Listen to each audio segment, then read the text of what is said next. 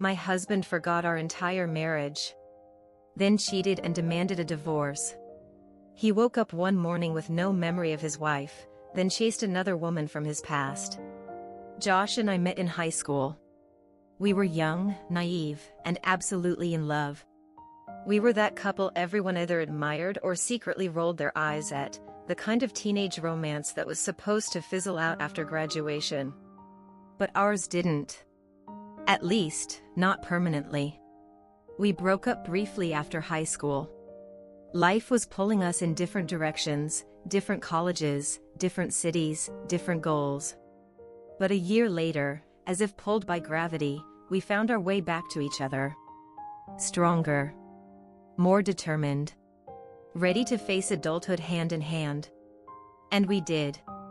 Over the years, we survived long distance, crazy work schedules, financial struggles, a miscarriage, emergency surgeries, and even moments of deep emotional burnout. There were fights, of course, but there was also laughter, trust, and what I believed was unshakable love. Josh was my first everything. My first kiss. My first heartbreak. My first real sense of home. We eventually moved in together and started building the life we dreamed of, one filled with warm Sunday mornings, paint swatches for the kitchen walls, and quiet confidence that no matter what happened, we had each other. Then, 2 months ago, everything fell apart. It started like any other morning.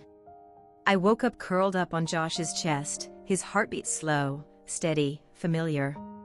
But instead of the usual sleepy smile and his playful "Hey, who's this beautiful woman on my chest?" he pushed me off with a look of sheer panic. He jumped out of bed like I was a stranger. He asked me, genuinely, fearfully, who I was. At first, I thought he was joking. I even laughed nervously. But then I saw his eyes. There was no recognition in them. No warmth. Just terror. He asked where he was, what I was doing in his house, and where Lisa was. Lisa? Who the hell is Lisa? I tried to touch his arm to calm him down. He jerked away like I'd burned him. He started tearing through the house, looking at photos on the walls, checking his phone, peeking out the windows as if he expected to find the real world outside, not the home we'd built together. He wouldn't let me near him. So I did the only thing I could think of. I called his mom. She tried talking to him through the phone, but he panicked even more when he realized I knew his passcode. He screamed, cried, collapsed. I called his therapist, and he was eventually hospitalized on a psychiatric hold. It felt like I'd stepped into a nightmare. The man I loved, the man I lived with, couldn't remember me, our relationship, or even the life we'd created together. When his hold ended, he came back home. Physically, at least. Emotionally, he was gone.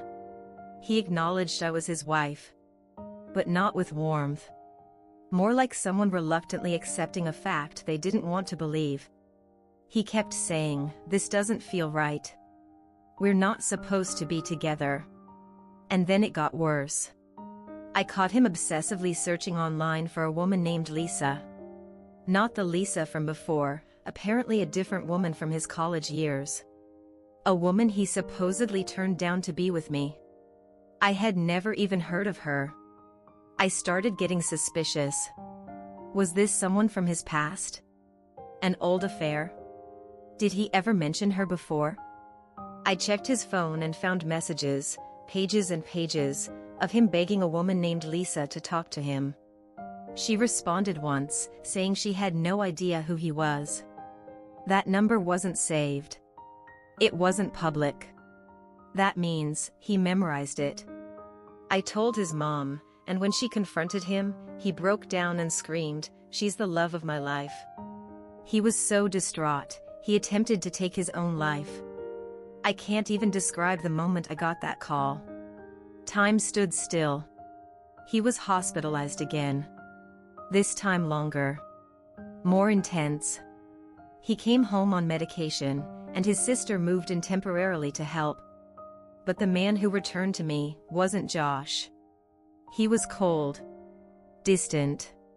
He questioned everything about our relationship. Why we got back together. Why I settled for him. Why we ever lasted this long. I snapped. I cursed him out. For 3 hours straight. I told him everything I'd been holding back, how betrayed I felt, how he made me feel like a stranger in my own marriage. Later, I found out that during that time, he made a move on a woman, the very one he'd told me not to worry about. When I confronted him, he didn't deny it. He just said, "I don't know how I could love you again after what you said." From there, things spiraled. He stopped doing chores. Stayed out late into the night. Came home smelling like bars. I didn't recognize him anymore. He was like a ghost wearing Josh's face. Then, one night, he sat me down and said, "I want a divorce." He told me that I should have found someone better after high school. That he couldn't bring himself to love me, not who I am now, and not who I was back then. That he was embarrassed to be with the girl he once dated. I tried to remind him of everything. That he had grown so much. That we had built this life together. That he wasn't that insecure teenager anymore. That I never cared what anyone thought, not even my father, who once called him a loser. But he didn't believe me. That night, he packed a bag and moved in with his sister. I thought that was the end. But then, he came back. His sister urged him to try again. I was skeptical. But I loved him, even this broken, distant version of him. So I agreed. For a month, things were okay. We acted like we were dating again. Starting fresh. He was affectionate. Polite. Even funny again. One night, we made love, and it felt like the past 8 years had come flooding back. He told me I was beautiful, that I felt like home. I believed him. Then, 3 nights ago, I came home from work.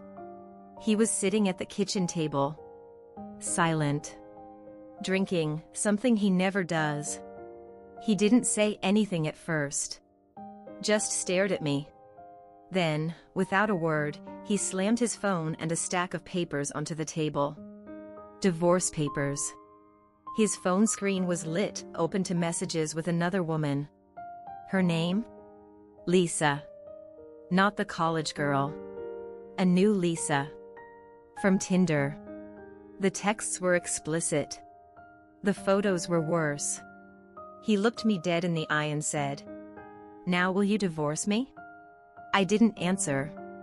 I just walked to our room, locked the door, and collapsed on the floor in tears. A few minutes later, I heard him leave. His sister came and picked him up. She texted me later, apologizing. Said she's having him readmitted to the facility. I told her I'd sign the papers, but not to tell him.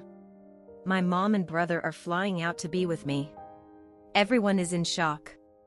No one knows how this happened, how the man I loved for 10 years unraveled so quickly. We were trying for a baby. Now. I'm waiting to see if I missed my period. I'm terrified I might be pregnant. Terrified I might have contracted an STD. And above all, I'm terrified I'll never be able to trust anyone again.